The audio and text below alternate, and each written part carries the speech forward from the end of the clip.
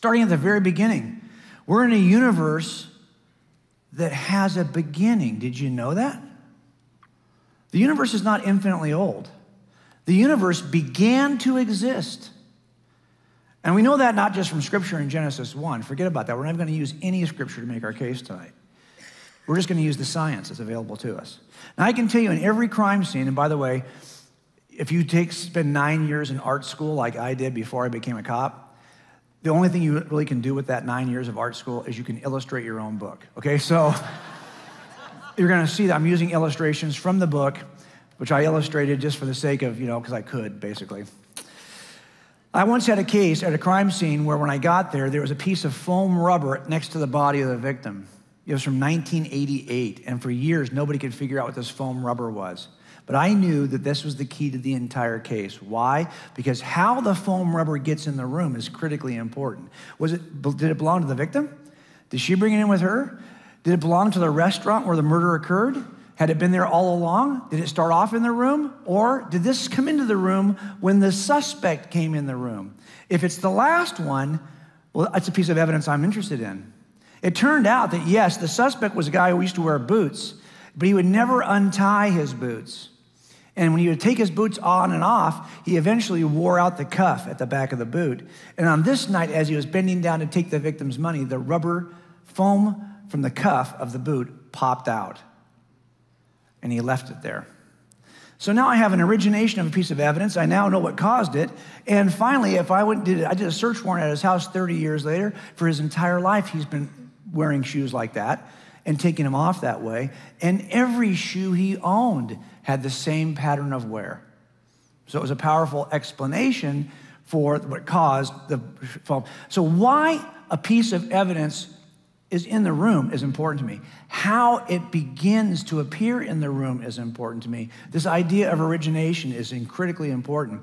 And here we're going to look at something before we can even start talking about evidence in the room. We have to ask the question, how did the room get there? The room in this case is the universe. It turns out there is very good physical evidence that demonstrates we are in a universe that has a beginning. I have an entire chapter on this, and because I love you guys, I'm not going to talk about it tonight.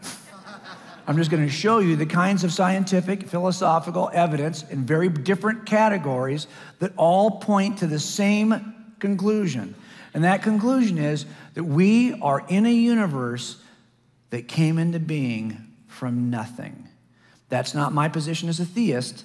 That is the position of physicists who are doing this work, and that's why the standard cosmological model in physics is called the Big Bang cosmological model. Now, why it's called that, I don't want you to get hung up on Big Bang. Sometimes as Christians we do. Big Bang does not dictate a certain age of the universe, and Big Bang does not also dictate that evolution is true. You can reject evolution, even theistic evolution, and you can reject a given age of the universe, yet still hold the Big Bang cosmology. Because the one thing the Big Bang cosmology teaches from a science perspective is that everything came into existence from nothing. That's huge.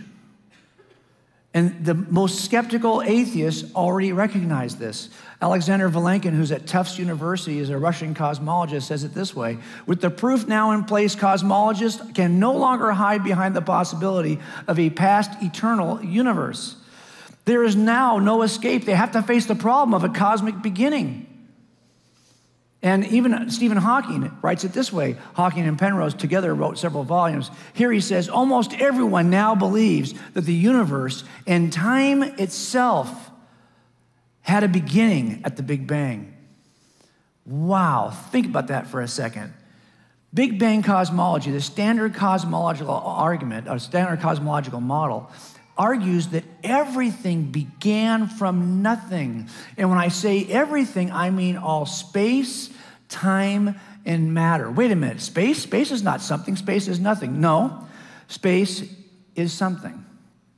Time is something, and of course, matter is something. Well, if space is something and it's not nothing, what is nothing? Aristotle put it this way: nothing is what rocks dream about. That's what nothing is. Space is something. And I'm not uncomfortable with Big Bang cosmology. Why? Because we know that big bangs require big bangers. Right? And the question, of course, is what is this big banger? Well, I can tell you one thing. It bangs all space, time, and matter into existence, according to the science. And if that's the case, the thing that bangs all space, time, and matter into existence cannot itself be space, time, or matter, because the beginning of that stuff is the beginning of our universe. So whatever this big banger is, it has to be a non-spatial, non-material, atemporal banger. What could that be? Now, atheist, in my book, I spend a lot of time talking about the alternatives. I'm not just going to give you the explanation from outside the room. I want to show you every explanation from those folks who want to describe it from inside the room. And I'll show you why they don't work. But tonight, because I love you guys, I'm not going to kill you with that.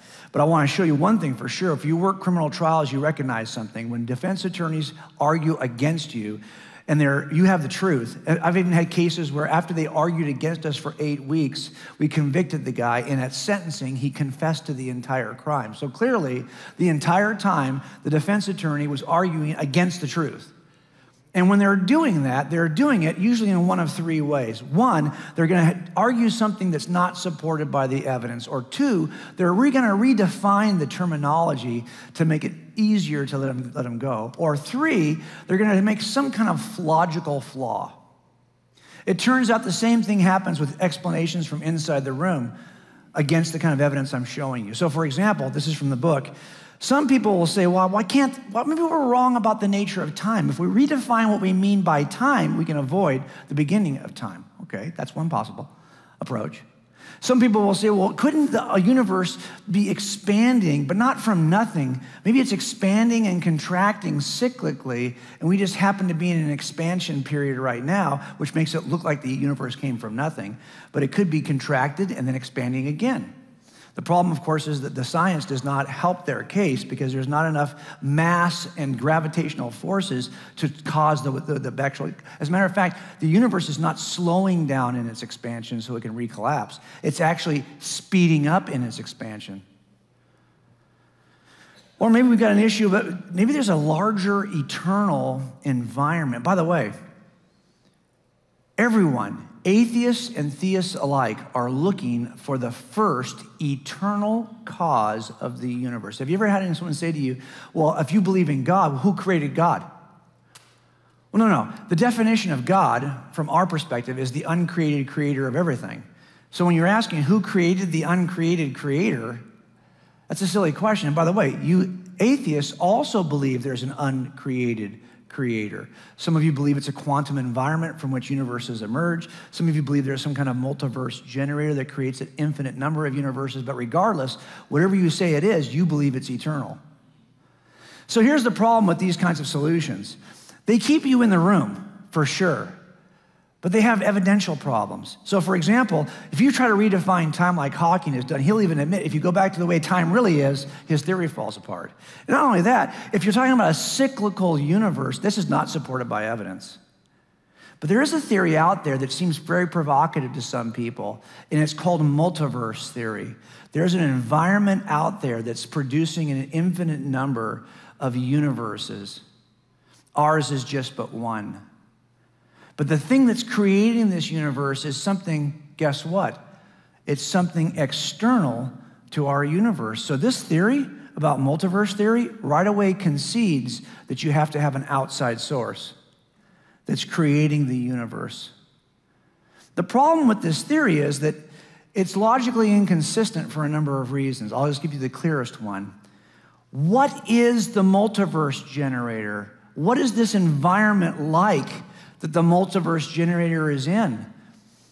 Think about this. This is what Lawrence Krauss says about this. He's a physicist at Arizona State University. He wrote a book called Universe from Nothing. He was on Stephen Colbert's show, the old show, okay? And he was interviewed, and this is what he said about this environment with this multiverse generator. He says, you know, physics has changed what we mean by nothing. Empty space is a boiling, bubbling brew of virtual particles popping in and out of existence. If you wait long enough, that kind of nothing will always produce particles. Those particles could then grow into universes. What if there's like a big pot of boiling water that bubbles are emerging in? Each one's a universe. It emerges without a cause and becomes a universe, and there's an infinite number of these. Really? Well, what's the pot of water like? Remember, it can't be space, time, or matter because that stuff begins at the beginning of our universe. But he says that environment is, wait a minute, he says it's empty space. Well, no, Stephen, or Lawrence, it can't be space. Your space is going to be created as a result.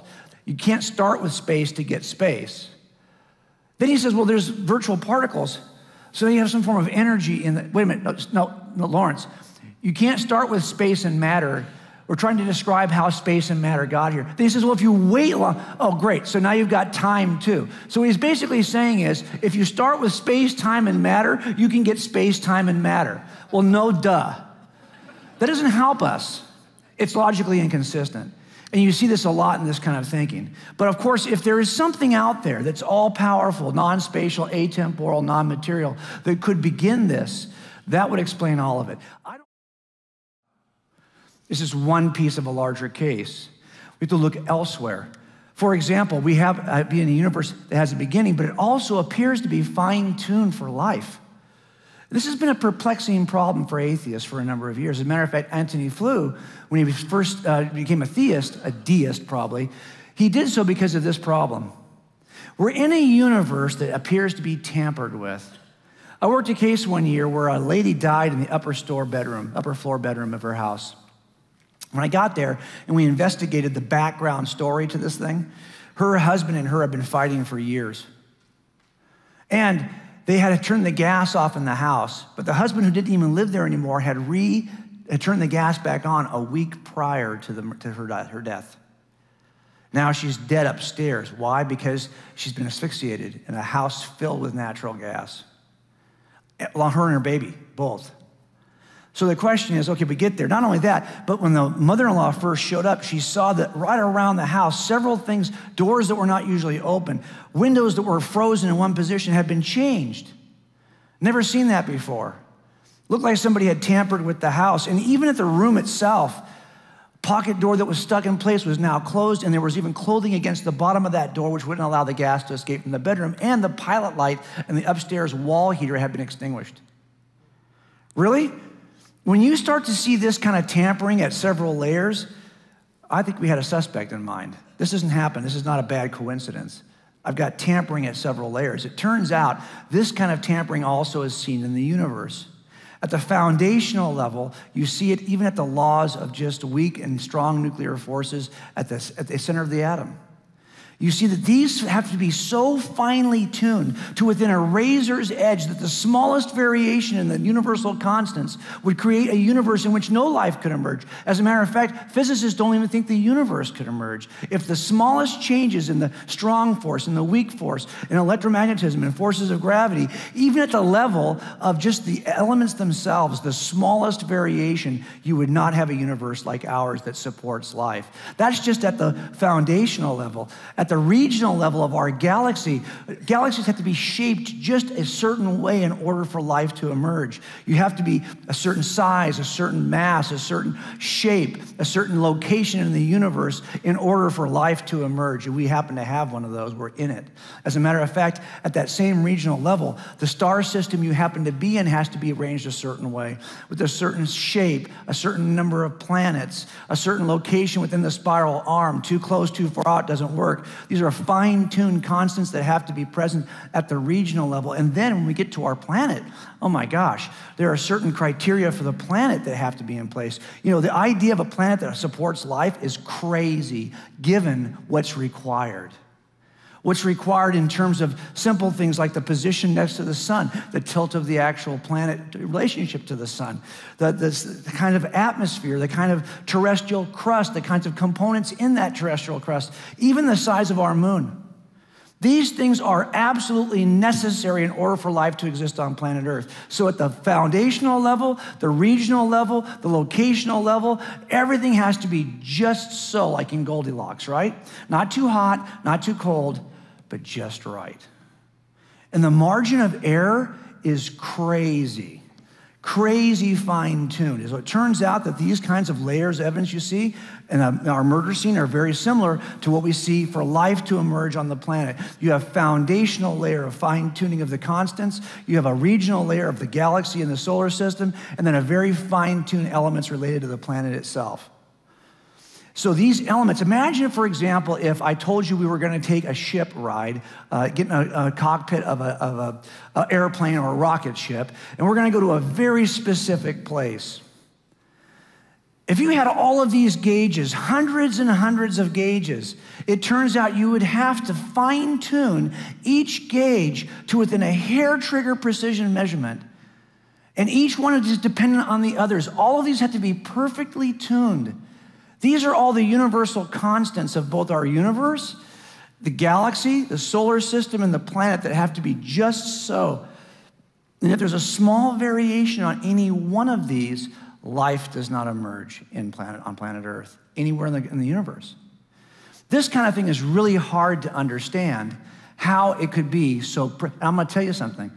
I did this little illustration for you. I didn't even do half of the fine-tuning that's required.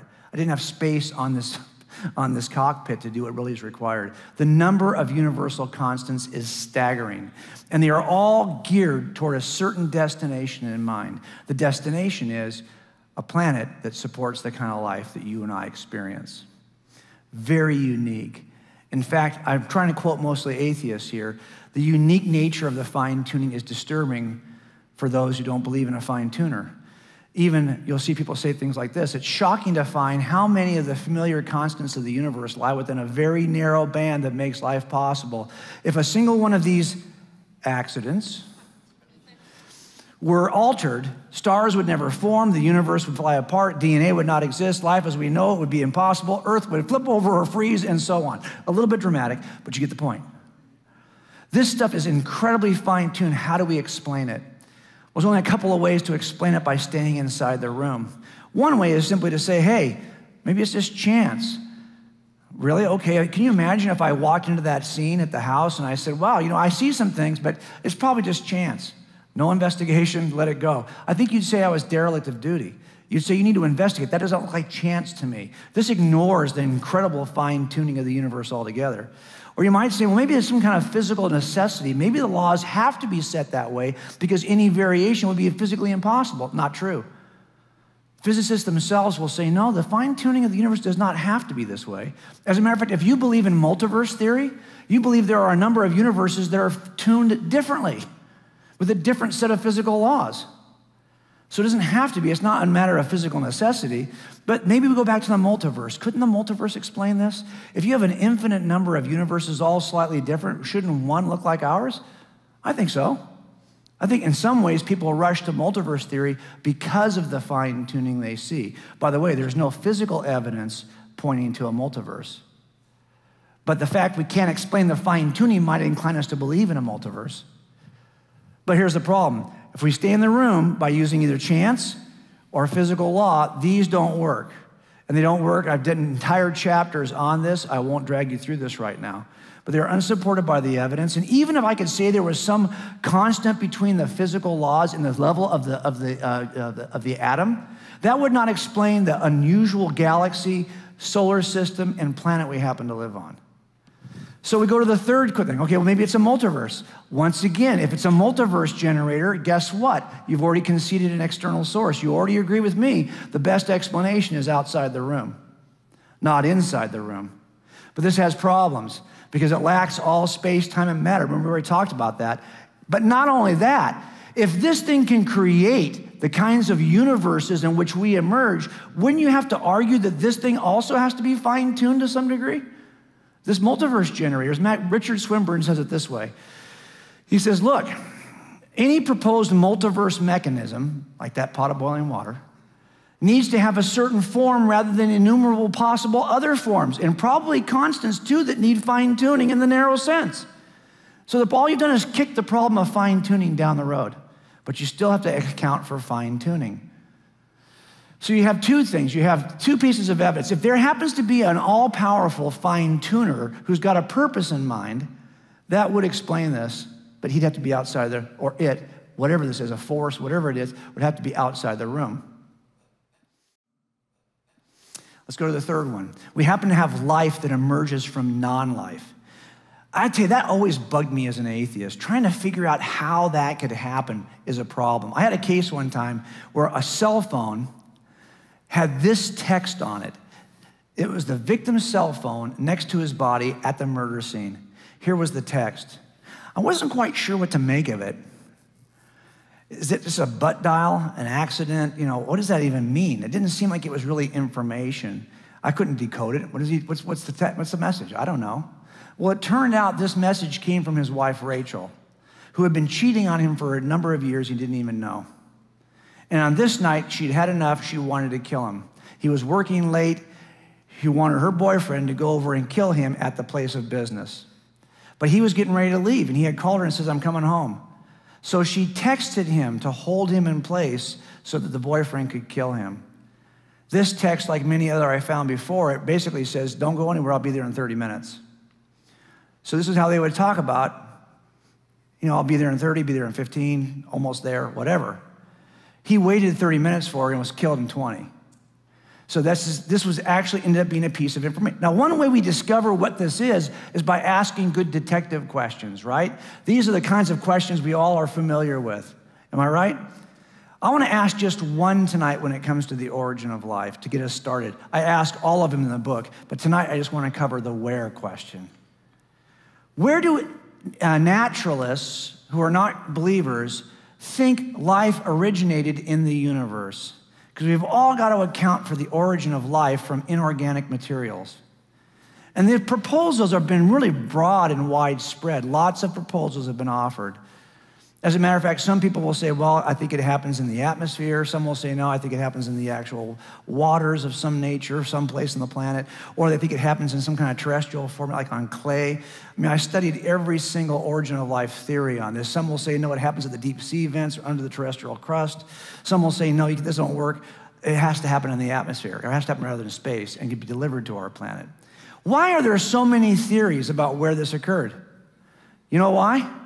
Because no one agrees. As a matter of fact, each of these famous scientists thinks the other guy is desperately wrong. He's certain they're wrong, and it gets worse because it goes the other way too. And the reason why they think they're wrong is because none of these work. Every location that's been examined to explain the origin of life fails miserably. Not just slightly, miserably. Origin of life studies are no closer than they were 35 years ago. We've done nothing in terms of progress except made the problem more difficult, because now we know that there are several chicken and egg problems when it comes to origin of life. Really, all life at the biological level, all life is built out of building blocks, Legos, that are called proteins. Proteins are the building blocks of life. The problem is proteins are generated in little factories called ribosomes. And what do you think these ribosomes are made with? Proteins. That's the problem. You've got a chicken and egg problem. Which came first? And to be honest with you, it gets worse the deeper you look. It's not just in ribosome factories. It's in every aspect of the cell, including the cell membrane. You can't get this complex behavior to occur unless it's protected in some way. But the protection for this complex system is made up of the very things that are in the complex system. That's the problem. You got to have everything in place all at once in order to make this work. And that's why it's so hard to locate a place where all of this could happen without any intelligent intervention. And it gets worse, because it turns out there is one thing that defeats the chicken and egg problem. There's one way to defeat it. You know how it's defeated? It's defeated with something we call DNA. This molecule, the largest molecule known in all of science, right? Built from all the different nucleotides that build up DNA. These 4 nucleotides are used to build DNA. This is the instruction manual that tells proteins how to form. It tells ribosome machines how to manufacture proteins. It constructs and directs all traffic in biological systems. The problem, of course, is, what is this? This is a series of nucleotides that are in a certain order, like information, like letters, that are directing traffic. Here's the problem, and Stephen C. Meyer does the best job of saying this. Now, Stephen's a believer, but he's also got his Oxford PhD in the philosophy of science. And what he says in a book that is the biggest takeaway about this first book he wrote, Signature on the Cell, is simply this: there's not a single example in the entire history of science or the universe in which information ever comes from anything other than intelligence. So if this is information in the genome, what is the intelligent source that has put it there? because you cannot get information any other way. Let me show you what I mean. He actually, there's some work I looked at. I love this guy's work. His name is Dr. Werner Gitt. He's an engineer, IT specialist in Germany. He's written a book in which he talks about the 5 levels of information.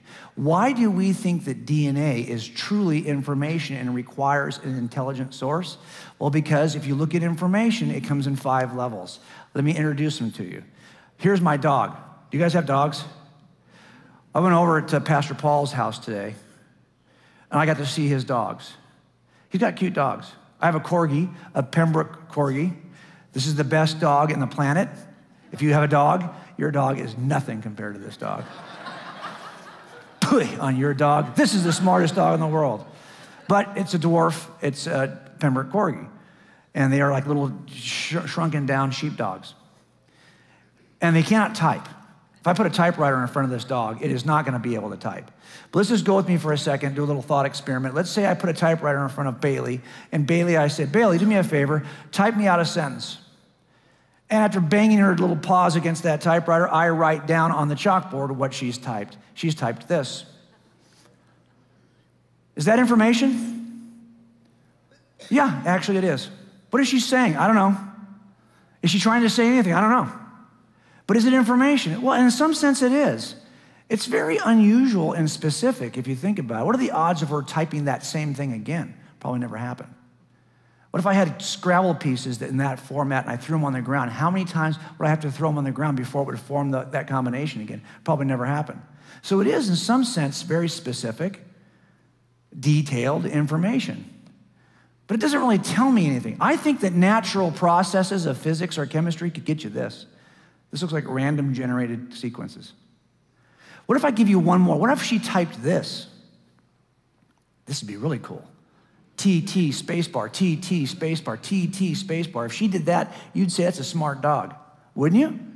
I think there are actually some physical properties, physical processes of physics and chemistry that could produce simple patterns.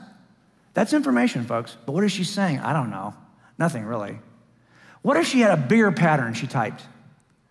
Wow. T13 T spacebar, T13 T spacebar. Now she's really, really smart. But what is she telling me? I don't know. Nothing really. But this is information in the sense that it's specific and detailed. And I think there are actually some laws of physics and chemistry that can give you more detail, like snowflakes, great patterns. So is this information? Yeah. But it's the lowest level of information. This information is called statistics. It is the lowest. Is this what DNA is? No. Let's go up one level. What if Bailey could type this? Wow. Now you're impressed, aren't you? She's mastered word selection. She can actually put the letters together and group them into words. But what is she telling me? I don't know.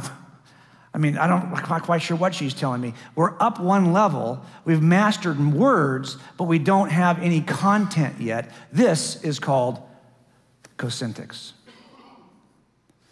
What if she could type this? Now we have words in a proper linkage that gives us a concept we can recognize. She's actually telling us something, and we understand what she's saying. Do you see how much different that is than this? How do we get this through natural processes? You can get this. You might stretch and say you can get this. I don't think you can. You can't get this, though. This is another level of information, which is called semantics. I've been places where people have mastered something between these two. They understand the words, but they're not quite sure how to put them together. Maybe English is their second language. I was in Malibu at a Thai food restaurant, right? I go into the restroom. This sign is hanging in the restroom at a Thai food restaurant in Malibu, California on PCH. Please do not throw paper wiping hand down toilet. I think I understand what he's trying to say. And he's somewhere between cosyntax and semantics. He kind of has the right words, almost in the right order. What if my dog, Bailey, could type this? Wow.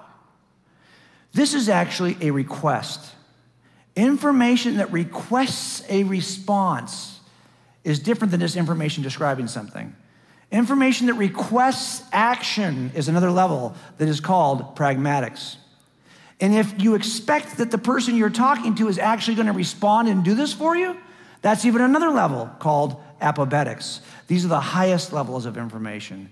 Requests with an expectation of response. If you want to know the difference between this and this, one easy way is to simply ask yourself a question. If I change one character, does it change the meaning of this sentence? Of course not. That's not really information. It's the lowest level of information. So if I look at this and I say, just take one character out, the comma, this has no change at all on this sentence because it didn't mean anything before. It doesn't mean anything now. I think some of you know where I'm headed with this from the look on your face. But at the bottom, at the highest level of information, you know it's high information because if I make one change, like take the comma out of that sentence, now everything changes, right? Now the sweet Bailey who was wanting Grandpa to feed her has now become the evil Bailey who wants to eat Grandpa. See the difference? And that's why we know that this information is at a much higher level. Small changes have dramatic changes in meaning. So the same thing happens in your DNA, right? Here's Billy the Kid, or maybe this is Jesse James, I forget who this is. But if I look at his genetic code, the stuff that actually structures who he is, and I make a small change, take out, let's say, this one nucleotide and replace it, that change results in a change in Billy. Something is going to change. Why? Because this DNA is not just statistics. It's the highest level of information. It's a pragmatic request that's expected to be met. This is hard to explain in a naturalistic universe. And even the naturalists recognize that. So Paul Davies, a physicist from ASU, says, we are still left with the mystery of where biological information comes from. If the normal laws of physics can't inject information, and if we are ruling out miracles, which of course they are, then how can life be predetermined and inevitable rather than a freak accident? How is it possible to generate random complexity and specificity together in a law-like manner? We've always come back to that basic paradox. How do you get this by staying in the room? Well, I describe a couple of ways people try to get it. One thing you can do is simply say, oh, it's just chance. You do it long enough, hard enough, these things will happen by chance. But that really misunderstands the level of information involved. Or you can argue that there's some natural law that could cause information. Give me an example of that. You won't. There are no examples of natural law ever giving you anything more than statistical information, the lowest level of information. So if you want to stay inside the room, you're going to have to go by chance or by law. Those things don't work. Why? Because we're seeing true information in the room. And that means you've got to have a source of true information, and that's got to get you outside the room. That's the problem. See, here's the problem with asking these questions. I ask these questions all the time in homicides, but I don't stop here. I don't ask these questions and stop. If I did that, I'd never solve a case. The next question I have to ask is the money question. It's a who question. All these questions point to the who question.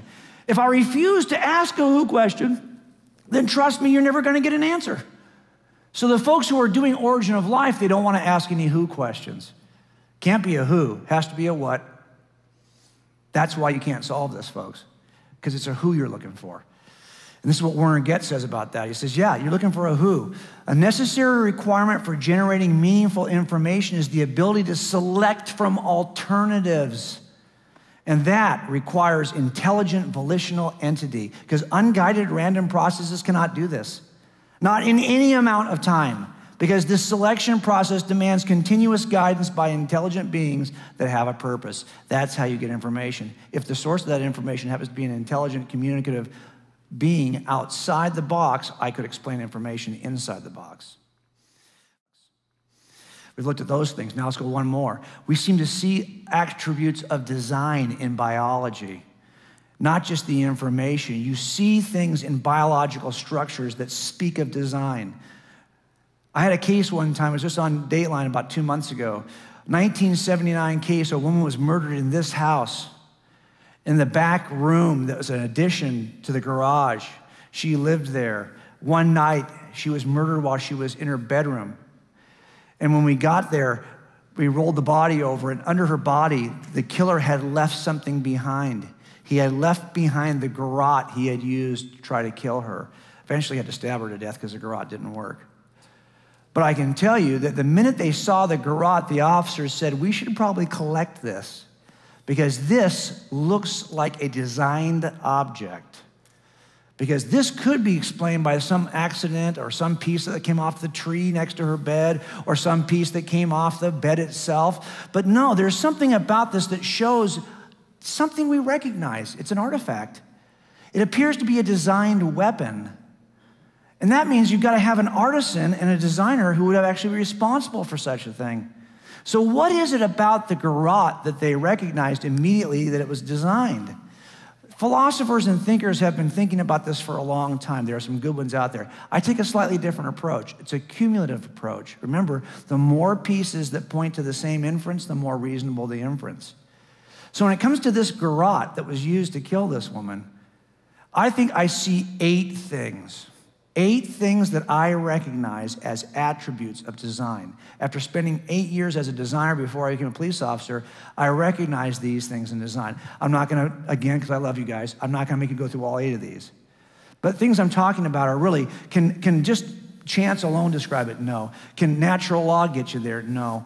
There seems to be a certain goal direction, something in mind. When he put those handles on the end, you knew what he was gonna do. He's gonna pull tight, doesn't wanna cut his fingers. So even the handles alone give you a certain idea of his goal direction, right? And there's certain information. Actually, when I went to the search warrant at his house, he was thinking of 2 ways to kill her, both of which were silent. One was a garrote, one was a crossbow. Crossbows don't make any noise. So he still had the plans in his house for the crossbow. So interestingly, he was just being driven by plans. There's a certain amount of sophistication, an irreducible complexity. What is that? Well, that's when you have to have many pieces in place at the same time before it'll work. If you've got something that one piece, a rope by itself, you might say, well, if it's only a rope, heck, that could be left over from who knows what. But there's 3 pieces here. This does not work until all 3 pieces are in place. It's irreducibly complex to 3. The more pieces are required, the more sure mousetraps are irreducibly complex to 6 pieces. That's why we know they're designed.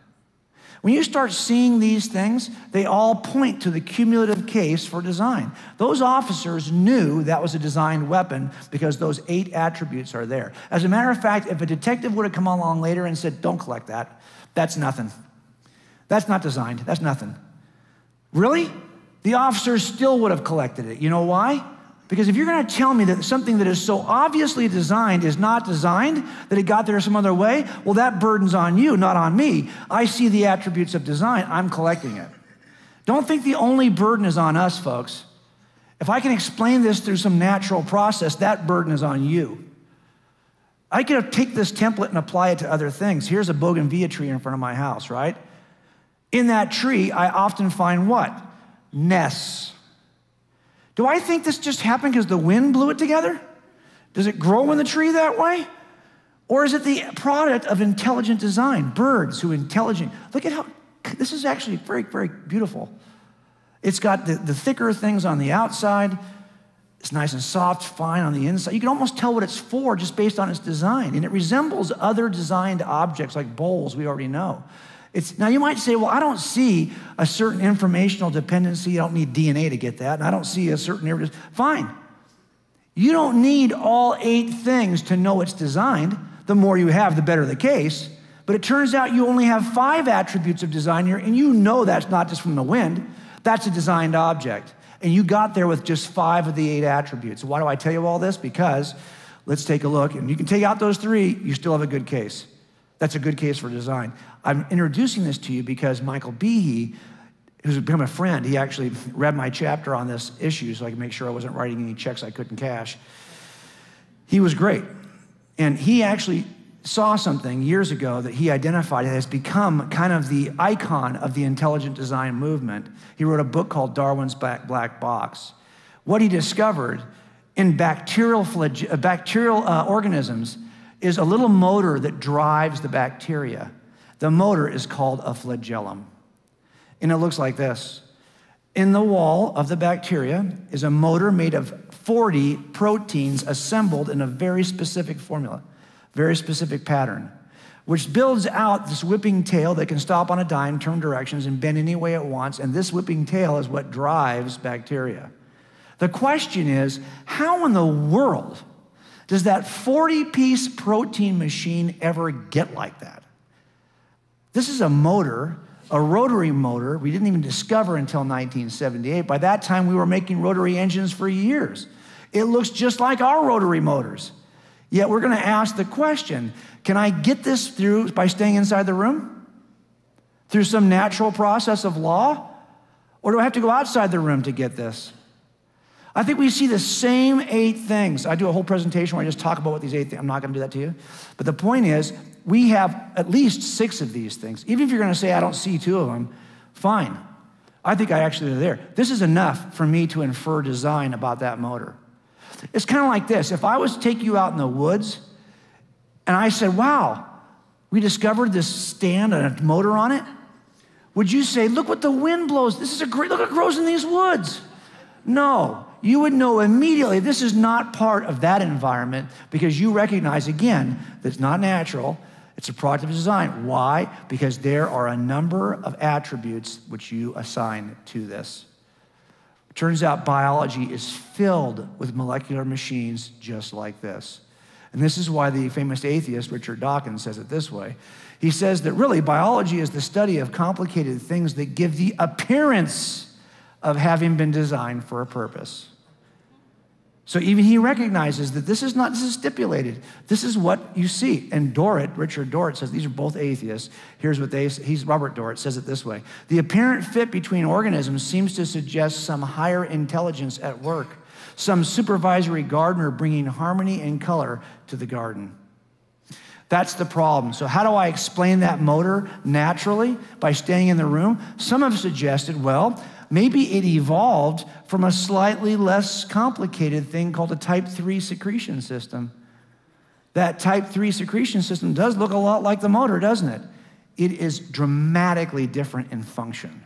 It may look like the motor, but it has nothing similar to what it actually does, the motor does. Here's the other problem. This is a 30-piece designed object. It has all the attributes of design we see in this one.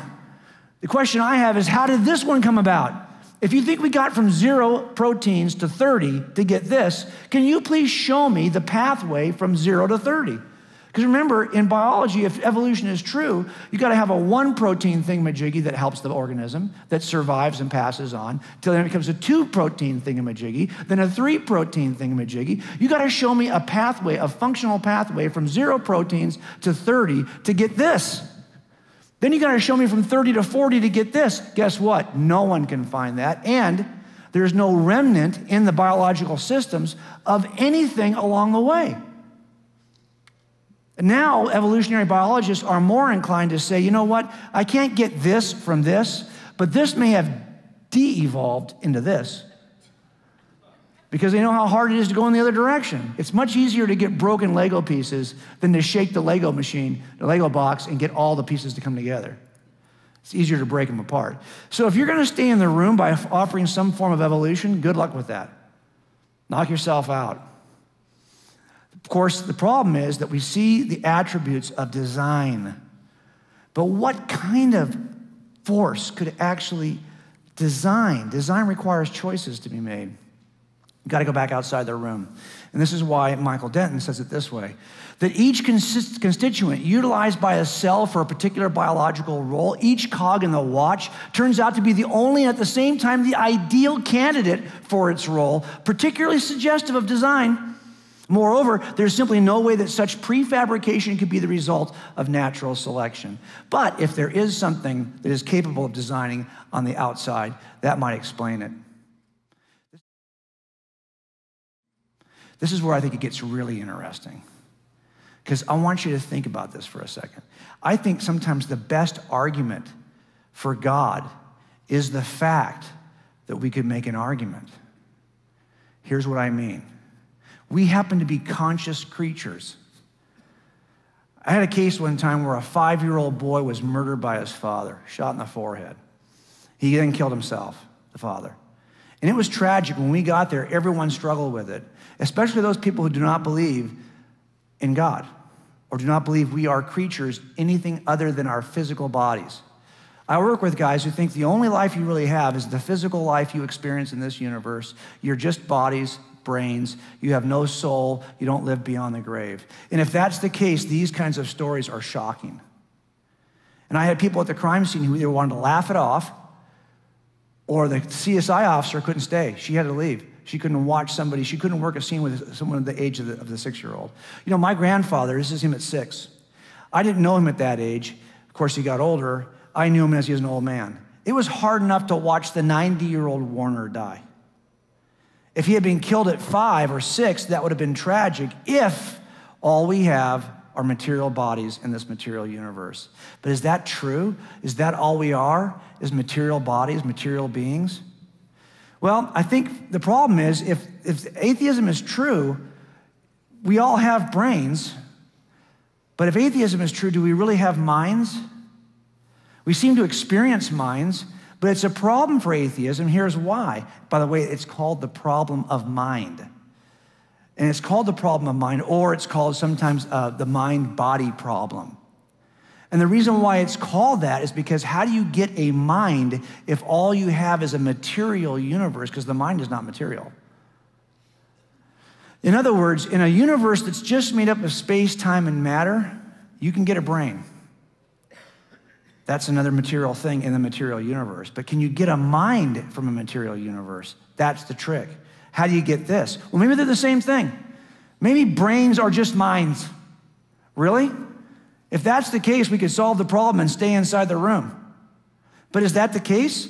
If I'm looking at the killer, this is the guy who I say later on is the killer of his son, Ryan. How do I know that this guy is really the killer? Well, if all the attributes of this guy match all the attributes, if the DNA this guy has matches the DNA at the room, I know I have the same person. Anytime you have two things that have the same attributes, you have an identity relationship. They are the same. Well, could I do that here? Are all the attributes of the brain identical to all the attributes of the mind? If they are, we can get an answer by staying inside the room, because mind is just brain. Well, that's the question. I don't think they're the same at all.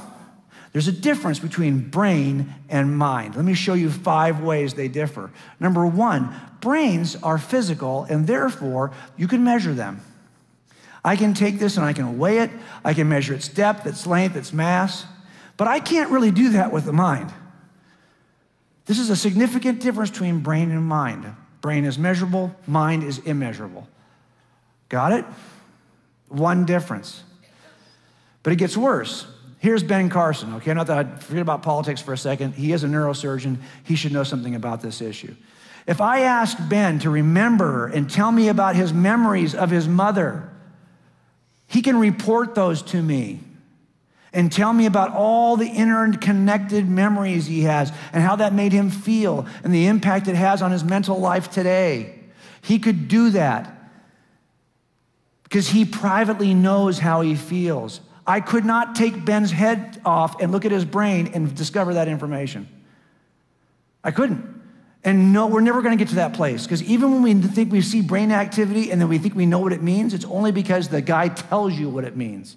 He's got to report it. Why? Because brains can be publicly accessed, but your mental entities cannot be publicly accessed. This is yet another difference between brain and mind.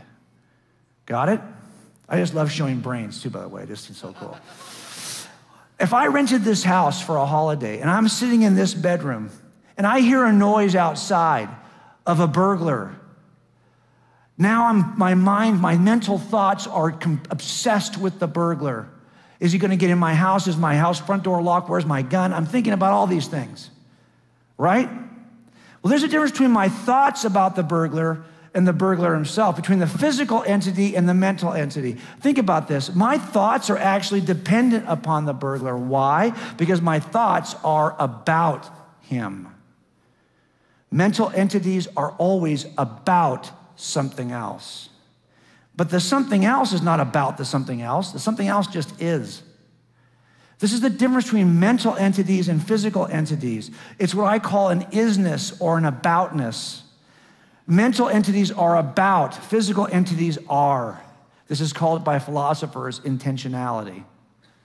This is another difference between mind and brain. It's isness versus aboutness. And I could be wrong about that burglar. He might not even exist. As a matter of fact, I could hear noises. It may not be a burglar. His existence is up for dispute. But my thoughts about him are not up for dispute.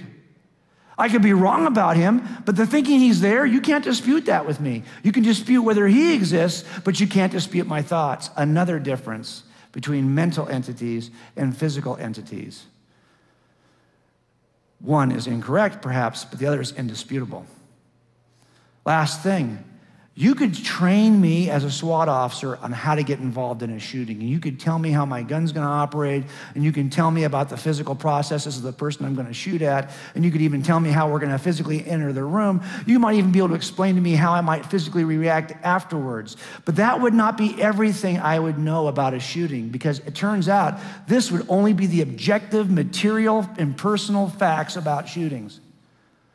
Once I'm involved in a shooting, I'm now going to learn a bunch of stuff you could not explain to me from physical objective properties. I'm going to have subjective reactions to those physical properties. This is yet another difference between mental entities and physical entities. Mental entities are very personal. Physical entities are not. So I've now looked at this identity relationship, right? If this equals this, same guy. If this equals this, same guy. Here's the problem. 5 ways they don't equal each other. So we cannot say that brains are minds. They are very different things. But how do I get this in the physical universe? That's easy. You can get brains. What you can't get is minds. The fact you can think about this at all demonstrates you have something that the atheism can't even give you. You've actually got a mind. But under an atheistic worldview, that's not even possible. This is exactly what, for example, David Chalmers says, who's an atheist. Conscious experience is at once the most familiar thing in the world and the most mysterious. There's nothing we know about more directly than consciousness, but it's far from clear how to reconcile it with everything else we do know. Why does it exist? What does it do? How could it possibly arise from lumpy gray matter? That's the problem of mind. So how do they explain it? Well, one way they explain it is just to say that, hey, mental states are brain states, but I've already showed you 5 ways they're not. Or they'll say, really bite the bullet, and they'll say, well, I got to redefine what I mean by mental states. Maybe it's just an expression of behavior. You don't even know what someone's thinking until you see them. Really? Redefining. Redefining doesn't get it done.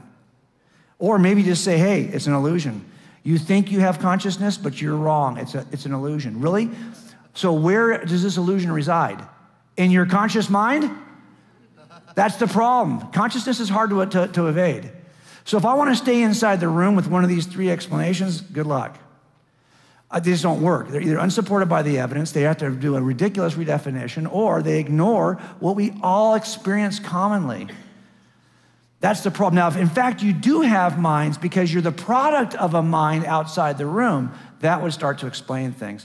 This is what an atheist who's not very popular right now, Thomas Nagel, says about this. So long as the mental is irreducible to the physical, the appearance of conscious physical organisms is left unexplained by a naturalistic account of the familiar type. On a purely materialistic understanding of biology, consciousness would have to be regarded as a tremendous and inexplicable extra brute fact about the world. Unless, of course, there is a mind that consciously creates in its image. Then you can understand why you have a mind. It's critically important. How in the world can I take anyone to jail if atheism is true? Here's a guy who I watched for weeks. He was a drug addict, and he was a multi-generational burglar. His dad was a burglar and a drug addict. His brother was a burglar and a drug addict. This guy I watched for weeks.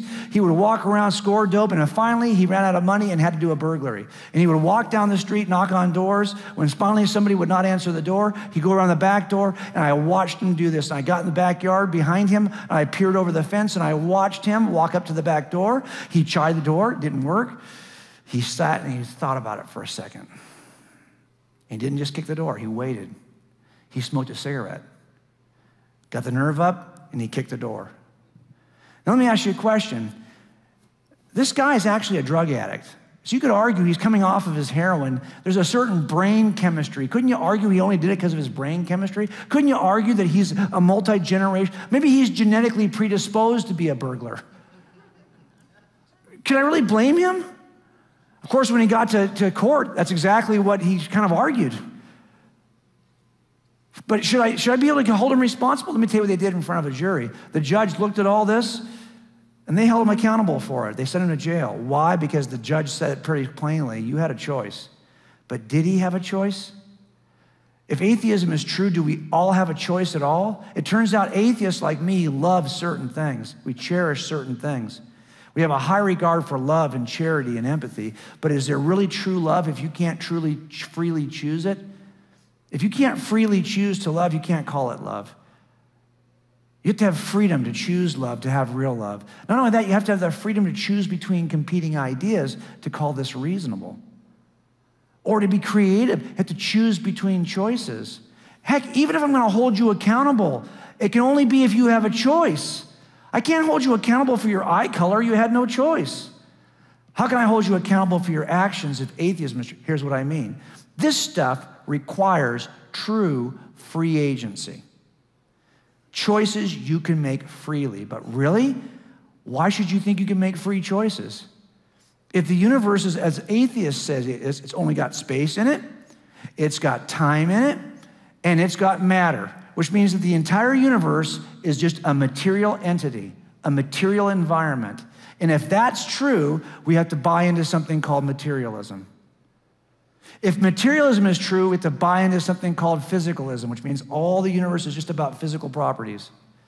And if physicalism is true, we have to buy into something called determinism. Because if physicalism is true, all you have are cause and effect relationships between material objects. And you thought you had choices to make in your brain? Really? No, those weren't your choices. Those were just prior neurons that fired physical events in your brain that caused another cause. Like dominoes falling in your brain. Dominoes don't choose. Dominoes simply fall because of a prior physical event. You thought you made free choices? No, you didn't. Those were just physical events that occurred you had no choice over. You're no more than a robot, but we think we are more than a robot, don't we? We think we're something better than that. But here's what the atheism will provide for you in terms of determinism, and it's said by this atheist philosopher. Everything that will happen next week is already determined, as is everything that will happen next month, next year, and so on. It's also crucial to point out that human beings and their actions would not be immune to the effects of determinism. If there are exceptionless laws of nature, it stands to reason that our bodies, including your brains, would have to obey them. If that's the case, we need to stop calling these guys corrections officers. I work with these guys all the time, right? They work in correctional facilities. These are the officers that work in correctional facilities. But think about it. If atheism is true, could I really ever make a correction? Could I ever choose to do something? I should stop doing this and choose to do that? Is correction even possible if everything is physically determined? I don't think it is. And that's the problem with atheism, is it really promotes this idea. So what they try to do is redefine what free will is. Maybe it's what they call first and second order desires. I'm not going to get into that with you. But it doesn't work. Or they'll simply say, well, hey, your consciousness and your free agency, they just emerge. It just pops out. Just, I can't explain how. It's all cause and effect by physical. But then all of a sudden you have abilities. Really? That's worse than magic. Because at least with magic, I have a magician. This is, I got just, I think it pops into existence, a hat and a rabbit, but no magician. Then you have this one. Maybe we can just attribute this to quantum level mechanics. Oh my gosh. The idea here is that the quantum level, very small, there is not necessarily a cause and effect relationship. So that means that maybe you don't have to have rigid cause and effect determinism. Really? So then your thoughts are indeterminate? That's not better than having determined robot thoughts. This means your thoughts are there. You don't even know why you thought that. They're indeterminate. You can't even trust that you followed a logical sequencing. There's no cause and effect in your thoughts. That's too much to bite off. The problem, of course, is you're trying to stay inside the room with all of these theories, none of which get the job done. On the other hand, if there is a mind that chooses freely, and creates in its image, now you can get something that Sam Harris, the famous atheist, denies. because Sam doesn't believe there's a mind like that. So he just says, you know what? I know that my worldview does not allow for free agency, so therefore I think free will is an illusion. Our wills are simply not of our own making.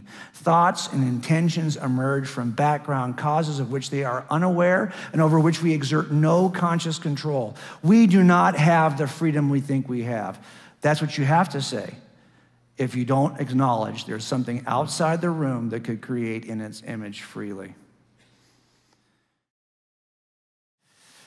Let's finish with something that some people believe is evidence against God, and that is evil. This is a case that my dad worked in 1974. It was a murder of a 10-year-old girl in 1972. This is my dad. He hates that picture because he feels like he looks bad in that photograph. He does look bad in that photograph, he does. First of all, he's got a big crease across his chest there, not just from the picture of being folded, but he's got this polyester suit. He hated that polyester suit. And then he's got his butt sticking out here, which is actually just his gun, but he thinks it looks like his butt, so he always hated this picture. He was walking a guy across to the courtroom who confessed to killing this 10-year-old girl. Every horrific thing he did to her. It's a 1,000-page transcript, and none of it is true. He didn't kill this little girl. He was crazy, but we excluded him with blood evidence on the eve of the trial. This case is still unsolved. But the terrible things that happened to this little girl, who I will call Jackie, were really hard to process. This is true evil.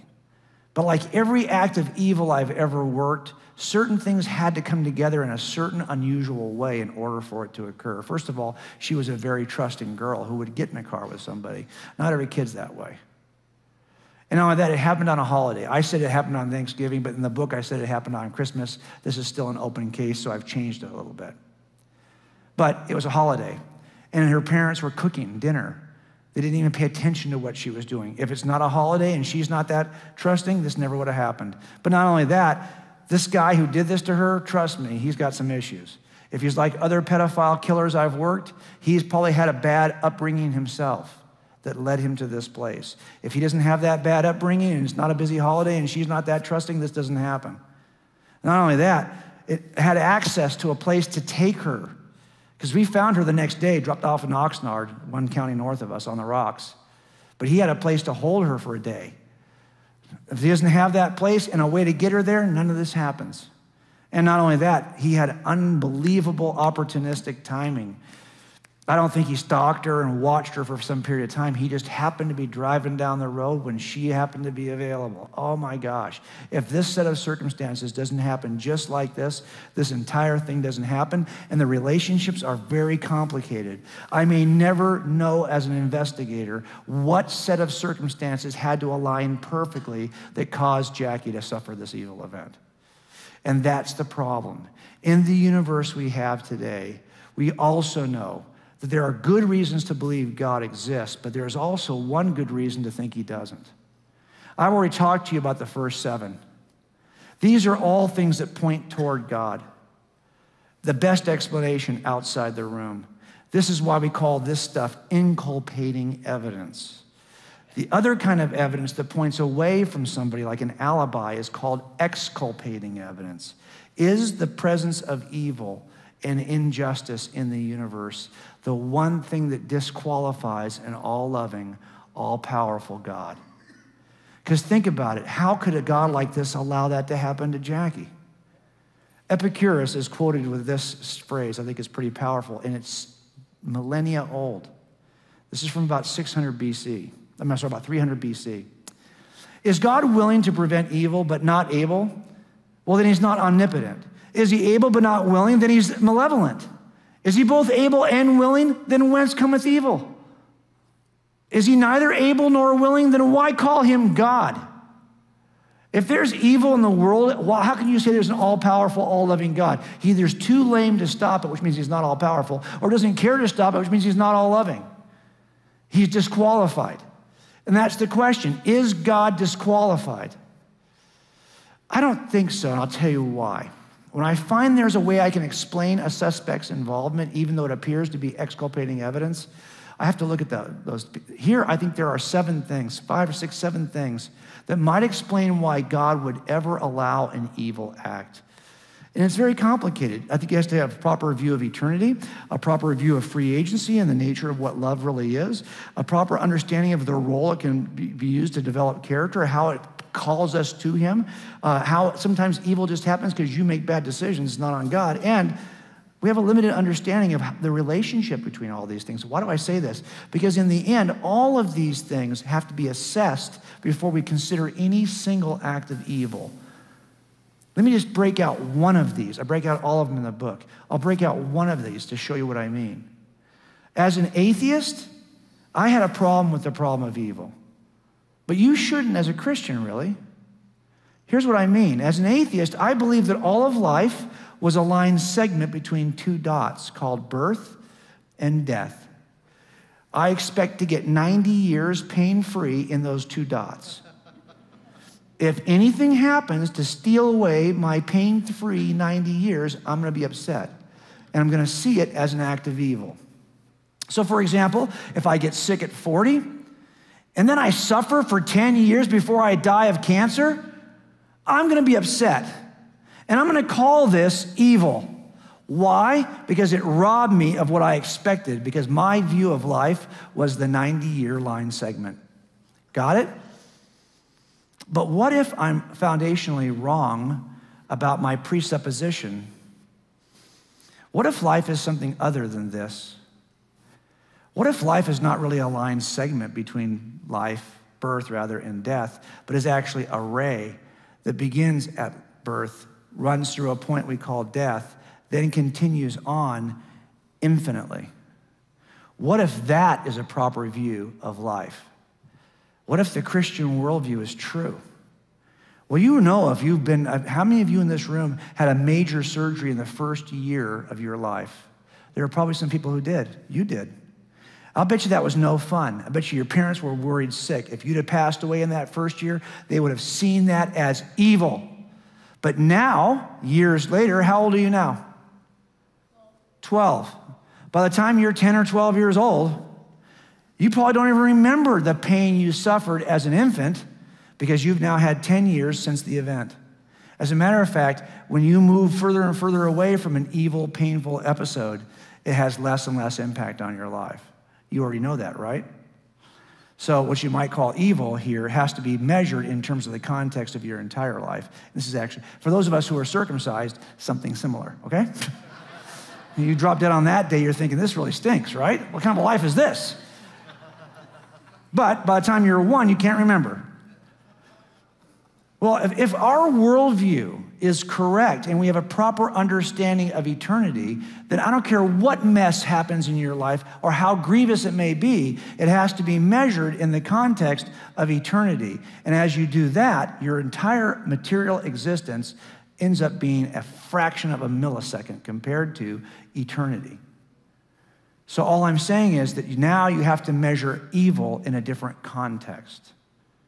So a proper understanding of eternity is one of 7 things we have to consider when evaluating what real evil is in the context of any evil event. So if someone says to me, why would God allow that thing to happen to Jackie? There can't be a God who would allow that to happen to Jackie. Well, I can't tweet that back to you in 140 characters. I can't respond to that in a paragraph on Facebook. I won't even try. You shouldn't try either.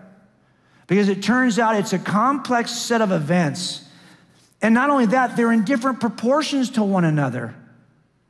And they have different relationships to one another and causal connections to one another. It's so complicated. All of this then only begins to explain this act. You think I can do all of this in 140 characters? It's not going to happen. But every case I've ever worked is this complex. This is just the nature of working homicides. Something happens in a heartbeat. It takes me 30 years to put it back together. And when I do, she's still dead. This is the nature of evil. And this is why we know we have to evaluate evil differently. As a matter of fact, why do we call anything evil to begin with? How could we call? Do you mean you don't like it? Do you mean it's evil to you? And by your opinion, it's evil? Or do you mean it's transcendently evil for all of us?